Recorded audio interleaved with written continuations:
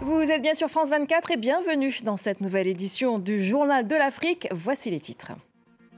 Un anniversaire qui ne sera pas célébré par tous. Le Soudan du Sud est né il y a 13 ans. Le plus jeune pays du monde souffre aujourd'hui d'une grave crise économique. Économie centrale également au Rwanda. Malgré un bilan positif, les inégalités persistent.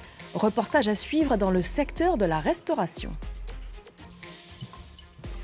Et on reste toujours coincé dans les embouteillages à Kinshasa et aucun projet du gouvernement pour soulager la pression sur les transports dans la capitale congolaise n'a encore abouti. Le Soudan du Sud fête donc ce 9 juillet ses 13 ans d'existence, un anniversaire que beaucoup ne célébreront pas. Outre une guerre civile qui a fait 400 000 morts, le plus jeune pays du monde souffre aussi d'une grave crise économique. La livre sud-soudanaise, par exemple, ne vaut plus rien et en 10 ans, elle a perdu 97,5% de sa valeur. Et les économistes peinent à apporter des solutions. Reportage d'Olivia Bizot. I want you to take me to Juba town. How much? 5,000. It's expensive, too expensive. It's not about being expensive. That's the price, my friend. L'inflation explose, la livre sud-soudanaise s'effondre et les salaires stagnent. Quand le Soudan du Sud est devenu indépendant en 2011, $1 valait 3 livres. Aujourd'hui, il en vaut 3000. Mike a commencé à travailler il y a 3 ans. Depuis, son quotidien ne s'améliore guère. Avant, 5 bananes me coûtaient 1000 livres. Aujourd'hui, pour ce prix, je n'en ai qu'une. Faute de production locale, la nourriture consommée dans la capitale est importée. Mais le cours de la livre sud-soudanaise est volatile, alors les marchands ont longtemps utilisé le dollar. En 2023, le gouvernement interdit son utilisation pour essayer de redresser sa monnaie. Nous voulons que le taux de change soit fixe. Il ne devrait pas interdire le dollar. Pour importer des marchandises, c'est la seule solution. Donc il faut qu'il détermine un taux fixe entre la livre et le dollar pour nous permettre de continuer à faire du business. Parti de zéro en 2011, l'économie du Soudan du Sud n'a jamais décollé. Certains économistes désignent un responsable à la situation actuelle, le gouvernement. Ce genre de choses se produisent à cause de la mauvaise gouvernance. Les routes ne sont pas réparées. La situation sécuritaire pas réglée. Nous ne produisons quasiment rien et dépendons uniquement du pétrole. Il faut diversifier l'économie, tout le monde le sait. Les exportations de pétrole représentent 90% du budget de l'État. Pour apporter de nouvelles sources de revenus et essayer de redresser la situation, la Banque africaine de développement a annoncé des investissements de près de 8 milliards d'euros. Et l'autre Soudan, le Premier ministre éthiopien s'est rendu au Soudan pour rencontrer le chef de l'armée soudanaise Abdel Fattah al-Burhan.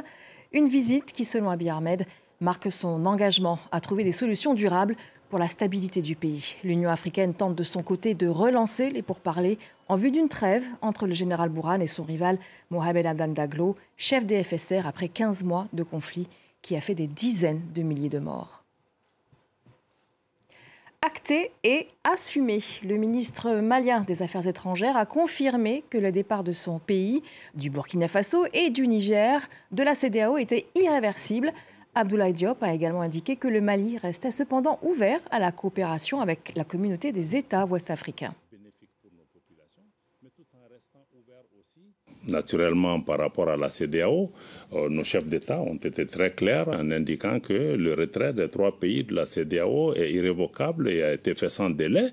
Et à partir de cet instant, nous devons cesser de regarder dans le rétroviseur. Nous sommes certains qu'il est possible d'envisager des actions bénéfiques pour nos populations, mais tout en restant ouverts aussi à un travail avec nos voisins. Nous avons une vision, nous avons nos objectifs, mais nous allons devoir maintenir les discussions avec les autres pour avancer. Mais je pense que le chemin qui est engagé n'est pas réversible.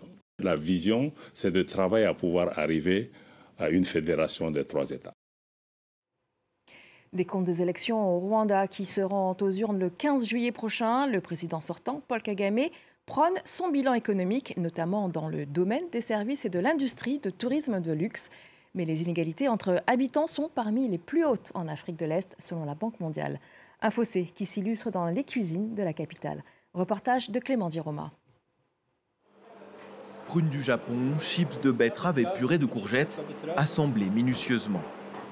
Voilà, bien garni avec les fleurs et tout. Et voilà, bon appétit. À Kigali, le chef Claude développe la haute cuisine locale depuis 8 ans. Il coordonne une association de 400 professionnels. Avec l'essor de l'économie rwandaise, l'une des plus dynamiques en Afrique, les restaurants luxueux se multiplient pour accueillir des visiteurs du monde entier, touristes aisés, hommes et femmes d'affaires. On a beaucoup de nouveaux hôtels qui viennent de standards internationaux, de 5 étoiles. Et avec eux, ils ramènent un certain standard. Ils ont évidemment besoin de clients de haut de gamme. Et donc, du coup, on doit pouvoir satisfaire ces gens-là. Un plat ici peut coûter une dizaine d'euros. Mais près de la moitié des Rwandais vivent avec moins de 2 euros par jour. En banlieue, ce cuisinier prépare riz, haricots et patates en grande quantité pour les travailleurs. Ces plats ne coûtent qu'1 euro, mais les prix ont grimpé ces dernières années. Les coûts de certains produits augmentent chaque jour et ça nous complique la vie. Mon salaire ne peut pas être augmenté parce que mon restaurant dépense toujours plus pour acheter des produits. Pour combattre l'inflation, le gouvernement a régulé les prix des matières premières. Mais à la veille des élections, les consommateurs demandent de nouvelles mesures.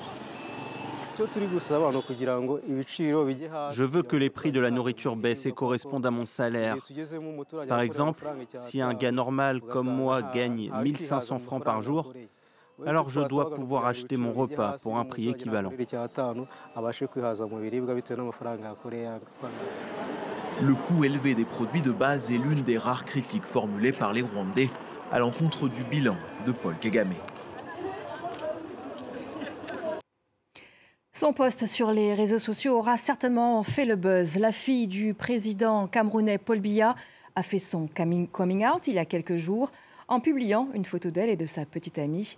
De quoi susciter de nombreuses réactions dans un pays où l'homosexualité est illégale, passible de 5 ans de prison. Brenda Biya a accordé une interview à un quotidien français dans laquelle elle justifie sa publication sur Instagram. Elle a indiqué qu'elle voudrait que son histoire permette de changer la loi qui pénalise l'homosexualité. Depuis l'été dernier, le phénomène climatique El Niño fait des ravages dans la production agricole au Zimbabwe. La moitié de la population se trouve en situation d'insécurité alimentaire. Ce phénomène a poussé le gouvernement à agir rapidement pour renforcer sa résilience climatique. Sophie Lamotte a les détails. Un lit de sable et une étendue de boue. Voici ce qu'il reste du barrage de Kapotesa, à l'est du Zimbabwe. La première source en eau de ce village, indispensable à l'agriculture et au bétail, est complètement asséchée depuis le mois de mai. Cette année, les pluies ont été mauvaises, la rivière est à sec et nous n'avons pas pu travailler dans le jardin. La sécheresse prolongée liée au phénomène El Niño et au changement climatique a réduit la production céréalière de plus de 75%. Face à un manque de nourriture, 7,6 millions de personnes, soit près de la moitié de la population, ont besoin d'aide humanitaire. Les enfants de moins de 5 ans, les femmes enceintes et les nouvelles mères sont les plus touchées. Nous avons enregistré une augmentation des cas de malnutrition au cours des 3 derniers mois. Ils ont augmenté d'environ 20% dans le district. Au mois de mai, le président Emmerson Mnangagwa a déclaré l'état de catastrophe nationale. Il disait avoir besoin d'au moins 2 milliards de dollars pour faire face à la sécheresse. Début juillet, le pays a reçu une indemnité d'assurance de plus de 16 millions de dollars. Une initiative du groupe African Risk Capacity, conçue pour aider les États membres de l'Union africaine à planifier, préparer et mieux répondre aux événements météorologiques extrêmes. Ce versement est complété par des versements à nos partenaires de l'ARC s'élevant à 6 100 000 dollars pour le programme alimentaire mondial et à 8 100 000 dollars pour le réseau START. Le Zimbabwe recevra donc un total de 31 800 000 dollars grâce à ce versement. Les organisations internationales tentent elles aussi de récolter des fonds pour le Zimbabwe. L'ONU a lancé une campagne de dons de près de 430 millions de dollars au début du mois de juin. Jusqu'à présent, elles affirment n'avoir reçu aucune contribution extérieure. Si vous avez eu à circuler sur les routes de Kinshasa, vous avez certainement dû rencontrer des embouteillages monstres, transformant la vie des habitants en cauchemar urbain. Le gouvernement a décidé de soulager la pression sur les transports dans la capitale congolaise. Mais pour le moment, aucun projet n'a encore abouti. Clémence Valère. Alors que Kinshasa ne cesse de s'étendre et sa population d'exploser, le besoin de transport public fiable et de routes en bon état se fait de plus en plus pressant. Des téléphériques, des chemins de fer urbains et des voies de contournement sont annoncés pour décongestionner la capitale congolaise. En attendant, les embouteillages rendent la vie difficile aux 17 millions de personnes qui vivent dans la ville. Il faut être là bien avant 5 heures pour avoir le transport. Et quand vous arrivez à l'arrêt Soukamour, il y a un grand bouchon. On est tous coincés, moto-taxi, piétons, sans parler de la chaleur étouffante à l'intérieur du bus. Kinshasa ne dispose pas d'un véritable service de transport public. Près de 90% des véhicules de transport de passagers sont tenus par des privés. Selon la fluidité du trafic, les tarifs peuvent varier, passant du simple au double. Les tarifs du transport ne sont pas stables. Chacun fixe le prix à sa manière. S'il y a beaucoup de gens, le chauffeur augmente le prix. Afin de réduire le trafic dans la capitale congolaise, le gouvernement a lancé plusieurs projets qui sont pour le moment restés dans des cartons. Par exemple, un téléphérique devait relier plusieurs quartiers denses du sud de Kinshasa. Mais cela fait des années qu'il n'y a pas eu d'évolution. Je pense que ça fait déjà un bout de moment, 2 ou 3 ans, jusque-là, depuis qu'on a parlé de ces projets. On n'a rien vu, rien n'a été fait. On observe, on ne sait pas si le projet est réel ou comment. Fin juin, le président Félix Tshisekedi a lancé la construction de la rocade de Kinshasa dans le quartier de Mitendi à Mongafula. La durée du chantier est estimée à 3 ans pour un coût de 300 millions de dollars. Camille Seba a été déchu de la nationalité française. Le militant panafricaniste est connu pour ses virulentes prises de position anti-occidentales. Il avait été condamné notamment pour incitation à la haine raciale. Stelio Gilles Robert Capocicci, de son vrai nom, avait également organisé des manifestations hostiles aux francs CFA en Afrique, où il a été régulièrement interpellé, expulsé ou refoulé, notamment de Côte d'Ivoire, du Sénégal et de Guinée. Et voilà, c'est déjà la fin de ce journal de l'Afrique. Merci de nous avoir suivis.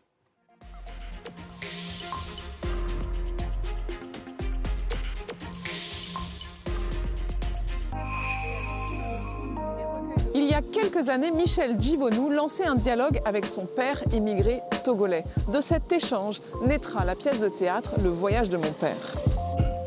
Est-ce que tu sais ce que ça veut dire d'aller dans les stations de métro pour avoir un peu de chaleur? Permettre ce dialogue au sein d'autres familles, c'est désormais l'objectif du projet qu'il pilote, Les Passeurs. Pendant 1 an, il a embarqué 14 étudiants dans cette quête d'histoire de vie. Moi, je me sens malienne et française. 50-50. 50-50. Moi, je me sens française. D'accord. C'est les autres qui me font pas sentir française. Les Passeurs, être d'ici et d'ailleurs, c'est à retrouver dans Pas de quartier, sur France 24. On ne peut pas perdre l'histoire de son père, de sa mère, de son grand-père ou de sa grand-mère. Il faut que quelque part soit inscrit. Pas de quartier, à voir sur France 24 et france24.com. France 24. 4 chaînes d'information continue. 540 journalistes, 40 nationalités, 200 correspondants à travers le monde.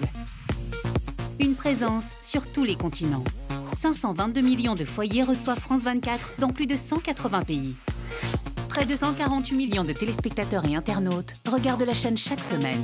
Première chaîne française d'information sur l'actualité internationale et européenne.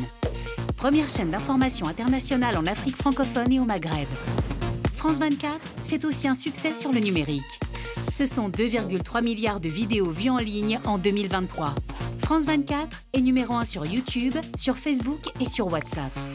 Avec 66 millions d'abonnés, elle est ainsi la première chaîne française sur Facebook et X. Chaque jour, vous êtes toujours plus à nous faire confiance. Merci.